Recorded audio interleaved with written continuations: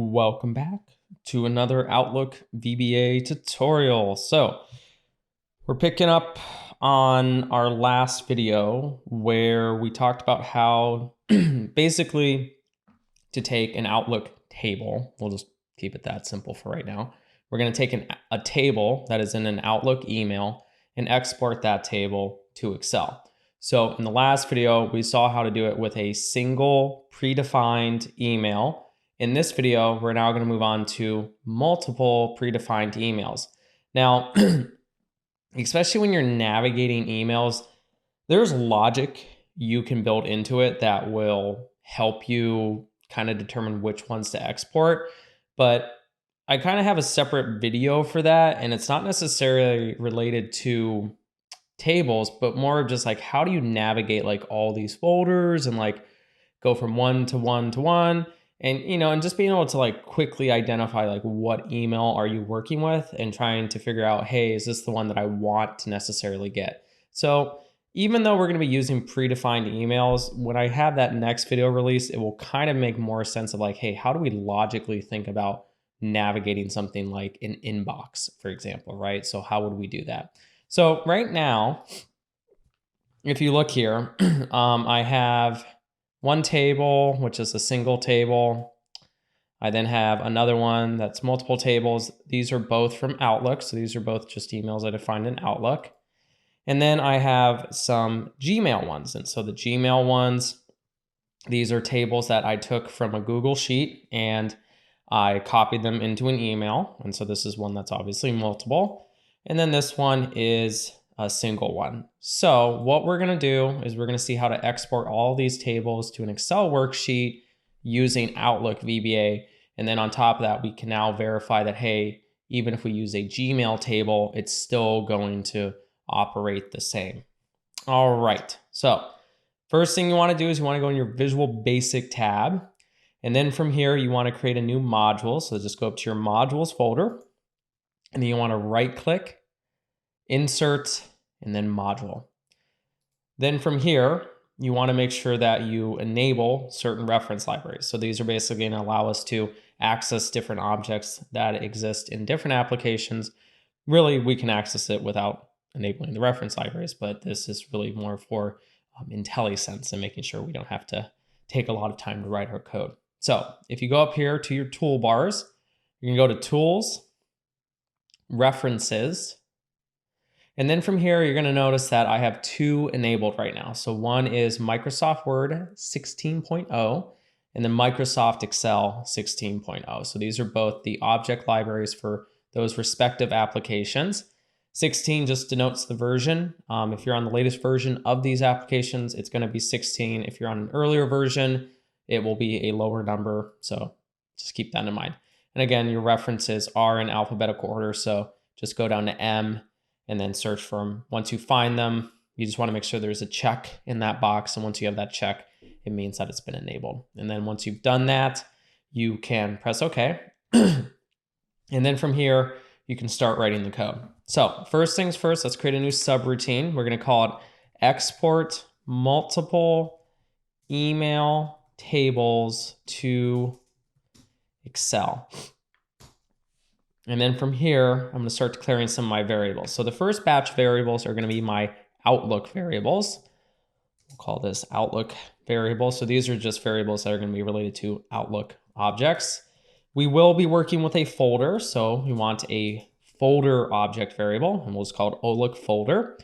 I usually follow that kind of naming convention, which is usually I'll just take the application name and have it precede the actual object if I'm working in between applications. Okay, next one is going to be the Outlook inspector.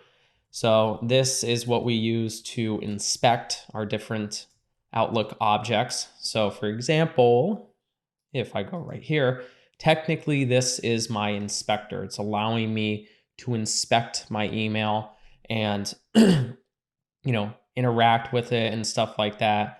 And then I know some of these have like a pop out one as well. So you can also like pop out the email if you wanted to.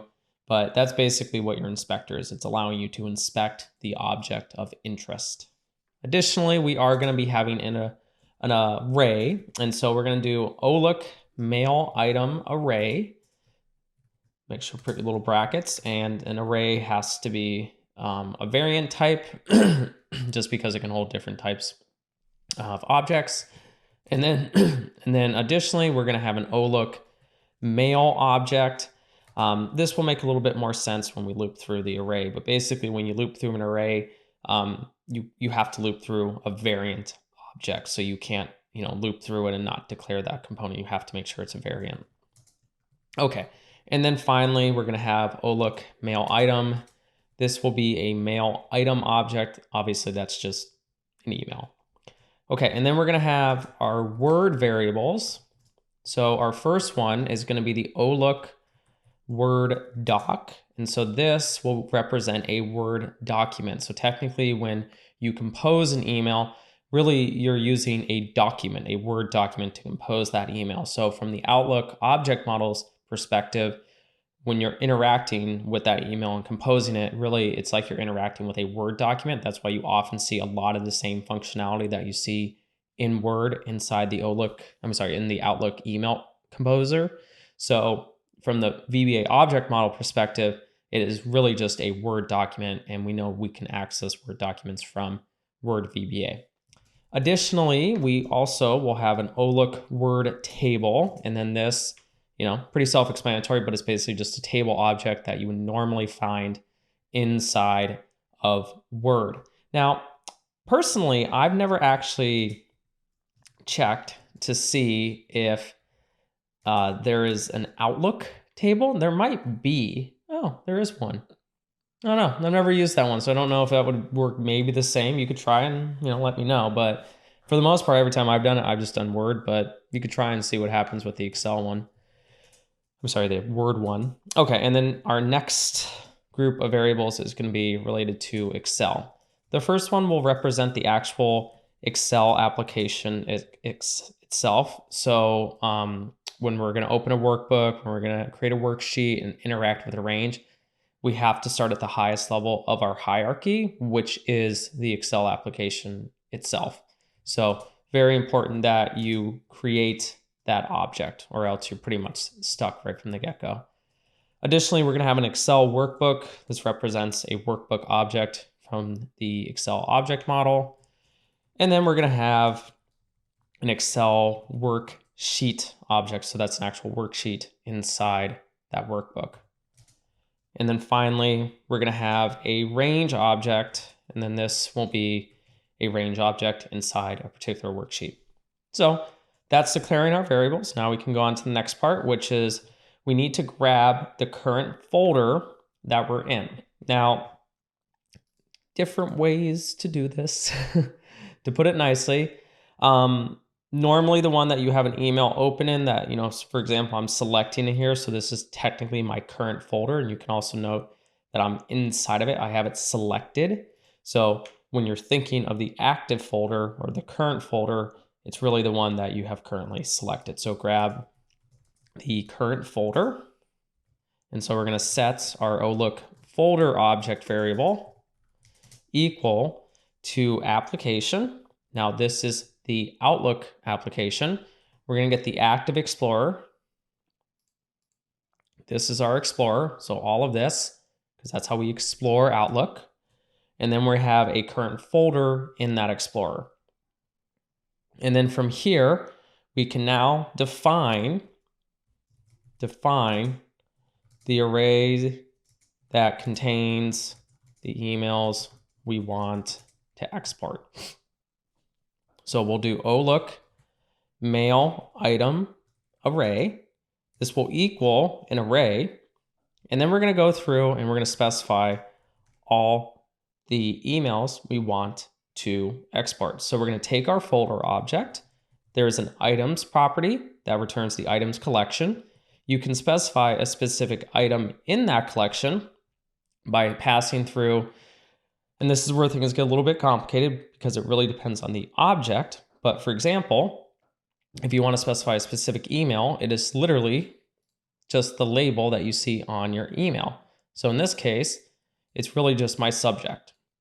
And so if you specify the subject, that specifies the email that you want to grab. So here, I'm going to do the single one. And then really, I'm just going to kind of repeat this a couple times because I have 4 just to save a little bit of my sanity. Yeah, I know. Come on. Perfect. Okay, and then I want that. And then we have multiple. And then Outlook. And then Outlook. And just like that, we now have an array that contains 4 mail item objects that we plan to export. So I'm just going to indent this a little bit. All right. Okay, so now comes the fun part. I'm going to change something in this video. Previous video, I assumed that the Excel application was not open. In this one, I'm going to assume it might be open, it might not be open. Depending on that, then the code will handle it appropriately. So, for example, I'm going to say keep going if there is an error. So we're going to do on error, resume next. Sorry, I'm having to drink some water. Okay. And then we want to try and get the active Excel instance, if there is one. So we're going to set Excel app equal to get object, comma, Excel application. That's just the program ID. So the program ID just basically is the quote unquote reader friendly version of the actual application GUID. And so this way you can easily specify it. So if Excel isn't open, then create a new instance. Well, how do we know if it's not open? Well, if the error number equals 429, then we know it doesn't exist. And so what we can do is we can first clear the error. So clear the error. Let's call the clear method. And then we will create a new instance of Excel. So we'll set the Excel app equal to a new Excel application object, just like that. You want to make sure it's visible. Make sure it's visible, because just because you have an instance of it doesn't mean you can actually see it. So you want to make sure you set that visible property to true. And then from here, we do want to add a workbook. So we're going to say add a new workbook. And so we're going to say set Excel book equal to Excel app. And then we're going to do workbooks.add. And then add a new worksheet, because just because we have a workbook doesn't mean there's actually a worksheet in there. So we need to create that. And so we're going to say worksheet. We're going to take our workbook object. We're going to go to the worksheets collection, and then we're going to call the add method. And then once we've done that, we can close up our if statement. I mean, I guess technically you could do it out here, but you know, different ways of doing it. Actually, no, I think that's probably the better way of doing it, because you technically, if there's an active instance, you wouldn't want to necessarily create a new workbook or a worksheet. So, you know, that's how at least I look at it. Now, here's the interesting part. So, for example, in this situation, there's a couple of different things we can do. Now, what I'm about to show you is probably a better way of writing this, because, for example, up here, we're creating a new instance of a workbook. So technically what I'm about to is grab the active workbook. Well, if I already have a workbook, I really shouldn't be doing this. So what you probably could do is you could say else.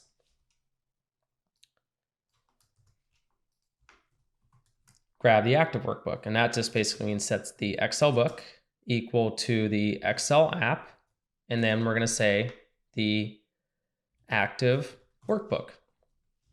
And then grab the active sheet. So we'll set the Excel worksheet equal to the Excel app. And then we'll do the active sheet. I kind of like that way only because hopefully at this point we know we have an Excel app. And so if we don't have that error, then what we can do is we can just grab the active instance and then we're still going to get it. But now we're just assuming that they want to in the active workbook, so the one they have currently selected, and the active sheet in that particular workbook. So once we've done that, we can loop through each item in the array. And we're going to say for each look mail object in look mail item array, and then next. Okay. Sorry, I'm trying to make sure I drink enough water so my voice doesn't go out. I mean, it hasn't gone out yet, but you never know these days. So at this point, I think it's also a good thing to highlight. When you're looping through an array, if you want to do a for each loop, you have to specify a variant, basically data type. And so that's why up here, I declare this variable as a variant, because if I want to use a for each loop to loop through an array, I have to use a variant object. Now what I can do is then set the object to a mail item. And so I can say set look mail item equal to the look mail object. I know this beforehand, so I'm kind of cheating here a little bit. Sometimes you probably should check the type before you necessarily assume it, but right now I know in advance what object I'm working with, so I can kind of do that. Then from here, we can grab the active inspector for that mail item. So we'll set the look mail inspector equal to the look mail item. And then we'll do the get inspector property. And then we'll grab the word editor that belongs to the inspector. And keep in mind, this basically is returning our now Word object model. And so from here, I can say, look inspector. Inspector. Sorry, I misspelled it. And then I will do the Word editor. So this returns that Word document, but really it's kind of that Word object model now. So now we have our Word document. So now we're kind of playing in this little like pseudo Word object model. Ooh, the fun part. Okay, so now we're going to start looping through each table. So we're going to say for each look Word table in look Word doc tables in the next table object. We know a document has a tables collection. So loop through each table in the quote unquote Word document, but really we mean the email. Okay, so we have a table. But here comes the tricky part. I cheated. You notice how this is really actually a table? Well, that's a problem because I don't want to export that one, but I definitely do want to export these ones. How can I easily identify this? Well, it depends. If in some cases you know a consistent pattern for easily identifying this, then you can leverage that pattern. In some cases, you can't. But normally, when you're writing a program, you have some intent, you have some type of master goal at the end of the day. So normally you have an idea of what you're looking for. If you're trying to be very general, there's a reason you're being very general. And so you usually want a broader reach. You want to export everything. In this case, if I know the emails I want to export from, I can leverage this pattern and notice, well, it's just my name in the first cell. So what I could do is I could check and see, okay, well, if that's there, then I know don't export that table. So check to see if it's the signature table.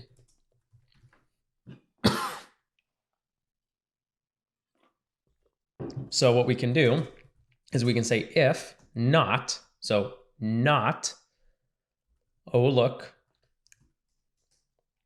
word table, and then we're going to do cell. I want column 1, row 1, and then I want dot range dot text, and then we're going to say like, because we're going to be comparing a string. And then from here, I'm going to do, and then wildcard. So if it contains the word Alex Reed in it. So if it does not contain, sorry, I misspelled that one. If it does not contain, and then end if. So if it does not contain, that first cell does not contain my name in it, that means it's not the signature table. So what we're going to do then is we're going to grab the last cell in the Excel worksheet. Now you might be going, wait a minute, why are you doing that? Well, the goal is I don't want to make sure that everything is, I want to have a blank row in between each table. And so at this point, it makes sense to actually define that component. And so we're going to first grab that last range because now we're in the process of starting to export. So now we have to start thinking in the Excel terms. And we're going to say, okay, take your current worksheet, specify some really, really large number like A100,000 something, right? Do end, Excel up. That will get us our last row. If it's a blank worksheet, it's going to be having an address of A1. So in that case, I need to handle the special case, which is when the first table is being exported. In that situation, I don't need to do any adjustments. It's only after that first table has been exported that I need to do an adjustment, which basically means I need to offset. So if the Excel range dot address does not equal A1, then, so it's not the first case, then what I'm going to say is you need to offset by 2 rows. So kind of thinking in this more general terms, if we aren't exporting the first table, then set the range to the old one, but now call the offset method and offset by 2 rows. And then from here, we can now copy the table. So we'll say, oh, look, word table, range, copy. And then we'll paste it into the sheet. Paste it into the sheet. And so we're going to say Excel worksheet. We're going to call that paste method because we know that that one is not going to cause us issues. We can't do paste special.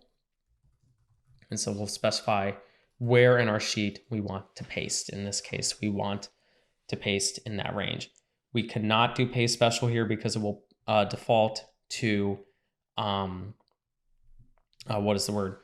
To an image. And then if you do the other methods, it tends to be a little bit erratic with the formatting. I tend to find this one works the most reliable if you want to maintain the formatting and put it into more of a traditional Excel, I would say, presentation aspect of it. So, you know, their values and they're kind of maintaining that consistency that you like. Okay. So what I'm gonna do is I'm just gonna narrow that up. And then from here, I'm gonna do a little bit of formatting on the worksheet. So I'm gonna say worksheet, column width. So I'll say Excel worksheet, columns. And then I'm gonna set that column width equal to 20. Set the worksheet row height. And then we'll do rows. Then row height equals 20. Set the horizontal alignment to the left. So we're going to say Excel worksheet cell, so everything in that sheet. And then we're going to do horizontal alignment. It's going to be Excel left. And then I don't like grid lines, so we're going to turn off the grid lines. And then we'll do Excel app. And then we'll do the active window. And then we'll do display grid lines equals false. And that is pretty much it. So we're going to run it. Hopefully there's no errors, but we'll see. We'll just keep it like this for right now. Oh, destination. Okay, I'm going to save it really quick.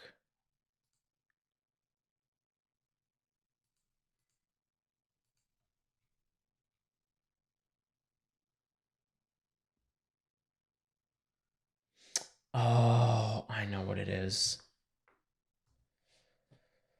Oh, I was doing some coding this morning. I have a blank instance in the background, that's why.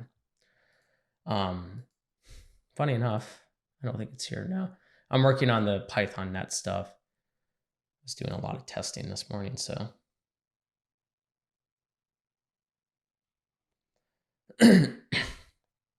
So this is where things get a little interesting. Let me check something really quick, because it definitely did not export all the tables, which is a huge issue. I mean, it actually is though. Sometimes what I've noticed, not always, sometimes it will, if you don't give it enough time, it will be a little bit unhappy. So you notice how in this time, it was definitely, it exported every one of them. I have seen that before. I basically say, welcome to the clipboard error again, right? So don't be surprised if you encounter that. I have seen that where you can get some of that more erratic behavior that I don't necessarily like. But generally speaking, what you can tell is it's doing exactly what we wanted it to. This is kind of interesting because, I don't like that it's going down 2 rows, because initially when they did that, it was kind of interesting because initially in my last one, I had to actually, I want to print something out. It's bothering me. If it doesn't already bother you. Oh, well, it probably would help if I delete it first. No, see? I don't know. I don't know why it's going down 2. Maybe it doesn't like it. Well, regardless, that's something mild, so I'm not going to spend too much time on it. But at this point, at least you can see that it is exporting it, so that's good. That's obviously something that we want. And we can tell that everything is maintaining its format, so that's really good too. And it's nice and formatted. So in this case, we were lucky in the sense of the tables were actually very well formatted, but there's things you can do to kind of help identify that. But with that being said, though, that does actually conclude this particular video. So if you have any questions, by all means, put them down in the comments below, and I will do my best to get back and help you. Otherwise, I think in our next video, at least related to Outlook, we're going to see how to basically loop through every single email and take the attachments and save them to your desktop. So that's kind of the next video. I think there's going to be a couple things you're going to pick up from that one, which is, hey, how do you loop through all these emails? And then also working with an attachment object. So I think that's pretty cool. But if you have any other suggestions, I'm all open to hearing them, because I know sometimes, you like some other stuff. So by all means, share it. But other than that, we will see you in the next video.